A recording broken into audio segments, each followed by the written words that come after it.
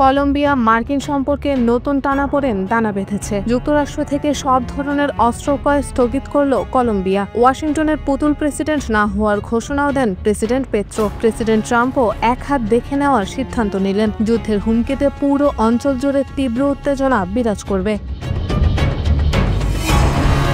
President petro যুক্তরাষ্ট্রের মাদক বিরোধী নীতি ও কোকেন উৎপাদনের দাবিকে চ্যালেঞ্জ জানিয়েছেন। তার সরকার আগের চেয়ে বেশি কোকেন জব্দ করেছে এবং দেশের মাদক বিরোধী কার্যক্রমের স্বাধীনতা বজায় রেখেছে। এই পদক্ষেপের মাধ্যমে তিনি মার্কিন প্রশাসনকে সরাসরি বার্তা দিলেন। পেট্রোর মার্কিন বিরোধী অবস্থান আন্তর্জাতিক মহলে আলোচনার ঝড় তুলেছে।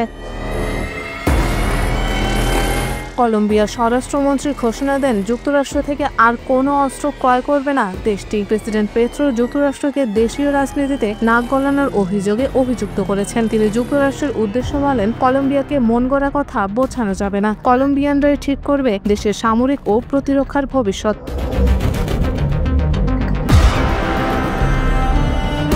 মার্কিন প্রেসিডেন্ট ট্রাম্প সম্প্রতি কলম্বিয়াকে মাদক বিরোধী জোট থেকে বাদ দেন। কোকেন উৎপাদন বৃদ্ধি নিয়ে সতর্ক করেন তিনি এবং প্রয়োজনে ব্যবস্থা গ্রহণের কথাও জানান। দুই প্রেসিডেন্টের পাল্টাপাল্টি কথার লড়াই বোগোটা ও ওয়াশিংটনের সম্পর্ককে আরও জটিল করছে। বিভিন্ন সূত্র জানায়, প্রতি বছর কলম্বিয়ার মাদক বিরোধী কার্যক্রমে প্রায় $380 মিলিয়ন সহায়তা করে যুক্তরাষ্ট্র।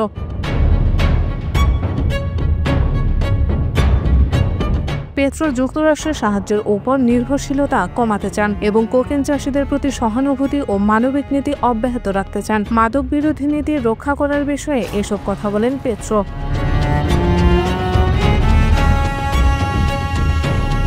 মার্কিন পররাষ্ট্রমন্ত্রী মার্কো রুবিওর সমালোচনার কড়া জবাব দেন পেট্রো। তিনি বলেন, ল্যাটিন আমেরিকার জলাশয়ে বেসামরিক নৌকার উপর বিমান হামলা চালানোই আসল অস্থিরতা। তার মতে এই ধরনের কঠোর নীতি শুধু ব্যর্থই নয়, বরং পরিস্থিতিকে আরও জটিল করে তুলছে।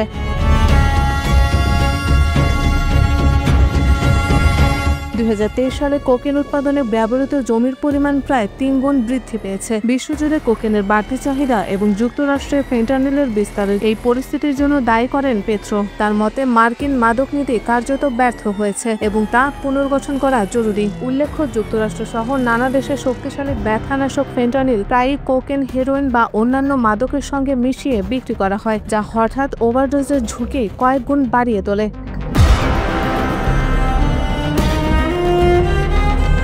পেট্রো সামরিক ও রাজনৈতিকভাবে স্থিতিশীলতা রক্ষা করার জন্য মার্কিন নীতির সঙ্গে দ্বন্দ্ব চালিয়ে যাচ্ছেন। 2024 সালে গাজায় ইসরায়েলের অমানবিক হামলা ও গণহত্যার জেরে কলম্বিয়া ইসরায়েলের সঙ্গে কূটনৈতিক সম্পর্কও বিচ্ছিন্ন করেছে।